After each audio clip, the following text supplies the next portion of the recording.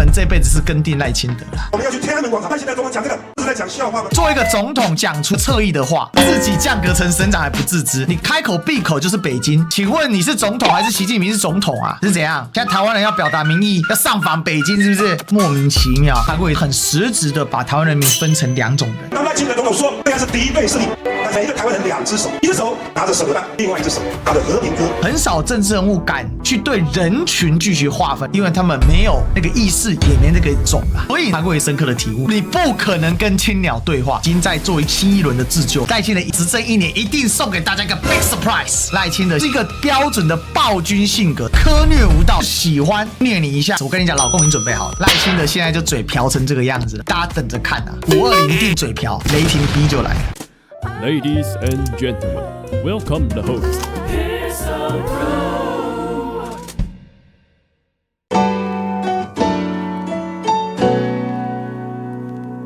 这是周末，赶紧大家来到台道，就是表达。这个没有选举啊，没有选举啊。台湾都可以。各位在座阿公阿嬷，今天周末应该在家看电视，跟孙子一起玩耍。各位上班族，今天在家该忙了一个星期，要好好休，家里面人聊聊天。各位年轻的好朋友，读了一个星期的书，应该3、5好友看看电影，聊聊天，谈谈心。这是韩国瑜厉害的地方，让台下的每个人都感觉到你跟他是连线的。另外，用自己的短板把它转换成自娱于人。在场这么多的好朋友，不分东南西北，来到台北大哥大道，就是表达大家对当前台湾民主化行。看到赖清德总统说，各位抗议，他的民众应该到天安门广场抗议，吓了一跳。代表韩国瑜这一段讲话，至少不是完全照稿。亲爱的好朋友，请问我们当年当兵，为了哪一个国家当兵？在座每一个上班赚钱，我们纳税，发给哪一个政府？赖清德总统的选票谁投给他的？这个铺陈相当厉害，寻找全场最大的共同符号，而且这个就在对419那群脑残做回应，因为吴思瑶就 po 了一张照片，台湾独立旗跟中华民国国旗放在一起，说自己很感动，但这两只旗子是绝对不能兼容的，即便他们现场让群众去举那只旗，事实上也不是真心的拥护那只旗，而至少会来到这个现场的，基本他不会是唯台独论者，所以他先找寻的最大公约数，而刚才他把赖清德那一句话讲出来，点燃现场，很快的让蓝白的群众可以不分你我。我们要去天安门广场，但现在中文讲这个是在讲笑话吗？419的愚蠢正反映了背后支持者施工的愚蠢。作为一个总统去讲出侧翼的话，嘴角止不住的笑意耶。蔡英文的话就绝对不讲话，装死也给他装过去，他的程度真的跟蔡英文比差太多，自己降格成省长还不自知，然后被韩国瑜拿来揶揄，这样的笑话论调，很快全华文圈都会知道。天安门这辈子是跟定赖清德啦，下次做民调，赖清德只会更惨。他这种讲法相当于你总统对民意是一点都没有面对，你只要对你自己的亲德鸟。第二个，你开口闭口就是北京。请问你是总统还是习近平是总统啊？是怎样？现在台湾人要表达民意，要上访北京，是不是？莫名其妙。最好笑的是419青鸟在景福门抗议，426想抗议赖清德却只能去天安门，那代表你赖清德的老板是习近平吗？所以亲德鸟只是颗手榴弹，和平鸽才是正常人。照民进党的逻辑，一边一国，中华民国、中华人民共和国互不隶属。民进党的逻辑也是四大嘴巴。我们看到中华民国的总统，台湾的民主发展走偏的时候，我们是不是要在看到大声打出来？他这边直接挑战赖清德的台独论，所以其实韩国瑜这一次是把积压在心中很久的不爽一次给呐喊出来了。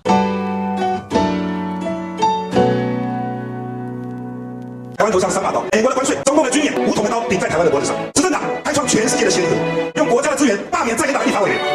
我们有罢免的刀，我们怎么解决这3把刀的问题？我们应该告诉美国人，来自美国的压力，来自对岸的压力，内部的冲突也是不停，所以台湾现在内外煎熬，左右之处，台湾现在非常难受。我们应该告诉美国人，大多数的台湾人把美国人当好朋友，我们不产石油，不产天然气，台湾人流血流汗赚的钱，外销产品去赚钱，都是辛苦钱。这也是为什么这么多人对台积电离开台湾这件事情感到非常的痛苦，因为台积电看起来是台湾最赚钱的企业，台湾之光，但是台积电是多少人牺牲换来的？10万青年10万肝，GG轮班救台湾，是句笑话也是句实话。因为国际的分工决定了我们亚洲人做得多赚得少可是我们还要被美国这样凌迟凌虐。所以为什么今天美国一系反水对台湾人冲击有这么大？民进党执政9年，从台湾人身上榨油水赚得盆满钵满。我们要告诉北京，停止军演。台湾人民当赖清德总统说这样是敌对势力，但是不要忘了，每一个台湾人2只手，一只手拿着手榴弹，另外一只手拿着和平鸽。当赖清德愿意甩出手榴弹的时候，不要忘记台澎金马的人，绝大多数都愿意放出这一支和平鸽，跟对岸和平发展、和平相处，对不对？这个论述很实质的把台湾人民分成2种人，一种人是要跟对岸死斗到底走榴弹，青德鸟就是手榴弹，和平鸽就是一般人。所以事实上呢，就把台湾区分成2种人了。过去很少政治人物敢去对人群具体划分，虽然他没有讲那么透，但是它是一个对人群区分的暗示，因为他们没有那个意识，也没那个种啦。赖清德或者是民进党政治人物是非常敢对人群具体划分，尤其赖清德。所以韩国瑜深刻的体悟，你不可能跟青鸟对话，已经在做新一轮的自救了。乌克兰跟俄罗斯的战争3年，打掉了2代人，20岁到40岁，40岁到60岁，2代人，2代人打死上百万。很多人说这是假数据啊，这是真的。战争只会带来死亡跟破坏，希望北京停止军演。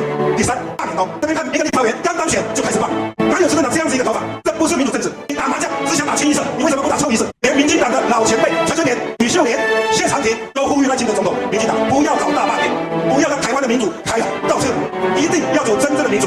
民主就一定要有反。韩国瑜讲到一个关键，刚当选就开始罢免。我之前有个论述，大罢免是政治斗争，滥用制度的漏洞。韩国瑜这一讲其实一模一样的事情，而且他进度引步了一个事情，民主选举就不可能全部都是同一个政党的，哪有执政党发到所有在野党的罢免？没有这种东西。他在酸赖清德不懂民主。我们几10年的努力，好不容易有一个民主的进度。我看到赖清德总统时常对海外国家大声说，台湾的民主非常的可贵。我们在这里呼吁民进党，不要对外宣传台湾民主，对内抹杀台湾民主，好不好？点出了一个关键，民进党所说的民主是假的，本身就不是个民主的政党。最后2个呼吁，拜托大家，第一呼吁，请赖清德总统、民进党立刻停止大罢免，朝野携手合作，共创台湾美好的未来。第2，拜托，如果大罢免真的开始，全台湾的民众一定要踊跃出来投票，就像去年1月13号，基隆市民用他们的勇气决定了谢国梁市长留下来。我们全台湾的民众一旦要开始大罢免，大家一定要出来投票，爱护民主，反对罢免。所以登高一呼，我相信最终第一个大罢免年数会过得不少，但是最终的投票率应该不会低，因为当这么大的要事，这么多人关注的时候，韩国瑜出来说要出来投票反对，所以很多人就理解到出来投票这件事情。老实讲，其实最近韩国瑜陈水扁的演讲是少数我很愿意做赛评的，各有它的内容，大家整个把它凑起来看的时候，你会更加理解台湾的政治其实还是有在往前进的，还是有一些品质优良的政治人物，虽然他可能做出了一些错误的事情，就是陈水扁的贪污嘛，或韩国瑜当时选上市长或挑战总统的事情，导致他一段时间陨落。但是不管怎样，我觉得整体的素养还是有的。但最糟糕素养就是赖清德，赖清德是完全的背道而驰，只剩这种嘴脸。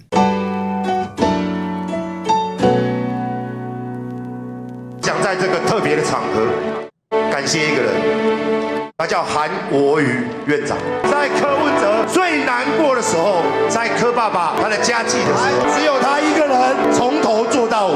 最后，希望在场的所有的人陪伴馆长救出柯文哲，大家说好不好？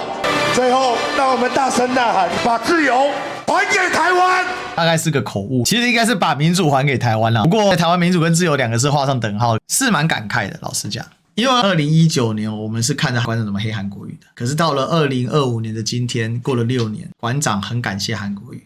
就像他当时他喜欢蔡英文，讨厌韩国瑜，现在因为经历了3颗子弹，经历了柯文哲被关，经历了太多人情冷暖啊，所以人终究要回到一个相对中间的一个状况。人情世故之所以是人情世故啊，它终究有一个蕴藏的道理。所以人群不笨，但人群也不聪明。老实讲，我跟馆长也就是芸芸众生之一。其实馆长今天也受到了很多他自己当年所做的事情所造成的后果嘛，比如说反红媒把中天给关了，现在馆长最喜欢用的媒体大概就中天了。所以历史不一定会立刻还你公道，可过段时间他会还你公道。其实这段是我觉得这一次426战独裁大会最成功的一幕，再多大的仇恨都过去了，这一句过去了很轻也很重啊。所以我说真的我也是打从心底感谢馆长，作为一个当年帮韩国瑜打选战澄清韩国瑜被造谣抹黑，跟馆长跟馆粉对干，被馆粉出征的人，有那么一幕我是五味杂陈，有那么一个片刻感慨万千，就像前阵子我寻求跟小草们的和解一样。有时候你不放下一些东西，你只会失去的更多。所以我愿意放下对白内障的执着，对我来讲那是很难跨越的一步。因为我从我的专业出发，我不认为我对白内障自己有任何错误。可是从情感上出发，从被民进党当枪使出发这件事情上，确实它深刻的伤害到很多小草的感情。所以前阵为什么我愿意道歉？因为我觉得总有人要跨出第一步吧。老实讲，我心里面还是很不满馆粉出征我那些事情，但是我也理解那个时候的馆长跟那时候的馆粉不原谅是你的权利啊，选择放下是你的度量啊，所以我选择放下。我也是希望就是今天这样的一个样态，那是对台湾如果有点帮助的话非常好。所以我刚才为什么有馆粉来串台的时候，我说请帮我带个话吧，跟馆长说声谢谢。他虽然是用柯文哲的角度切入，但终究是个和解，不管是哪一种形式的和解。有的时候台湾需要你往前推进。也许我们只是一点小火焰，也许我们真的有点影响，那我们就作为一个风向球也好吧，我们把它放下。因为就像韩国瑜说的3把刀，关税刀、武统刀、罢免刀，台湾已经没有地方可以退了，台湾已经没有地方可以让我们安居乐业了。你看赖清德那个嘴脸，我们要做些什么，我想大家都很清楚了。你再怎么心有不甘，心有不愿，你不放下，你更多不愿，更多不甘。我早就预言今年变的一年，因为我已经看到今年是个大量的转折点。老实讲，以前我是不屑巴炯这种王八蛋的，我也变了。为了要让台湾更好，我愿意聊下去跟巴炯这种王八蛋对打。他那程度跟他对打，我是在所不愿意啊。可是我跟大家讲，接下来是场硬仗啊。我们接下来要一路变到什么时候？变到8月公投结束之后，这一段乱局才有个解。但我自己预测这个变是往对台湾整体老百姓好的方向在变。可是确实每一关啊，关关难过关关过。所以我告诉大家，接下来还有一个疯狂点，快逼近520又要开什么新的奖。赖清德现在就嘴瓢成这个样子了。我跟你讲，老公已经准备好了，今年的军演是有代号的哦，雷霆 A 哦，520赖清德一定嘴瓢，雷霆 B 就来了。因为这个人很嘴倔，就像双十讲话没有 surprise， 但双十晚会送你 surprise， 他就这种个性呢，他是一个标准的暴君性格。什么是暴君？苛虐无道，他就喜欢虐你一下，你就会跳起来。所以我在说，不要反什么绿共莫名其妙的口号，战独裁、抗暴政、反暴君啊，这才是关键嘛！大家等着看啊，台独的末日已经差不多要到了，他执政1年一定送给大家一个 big surprise。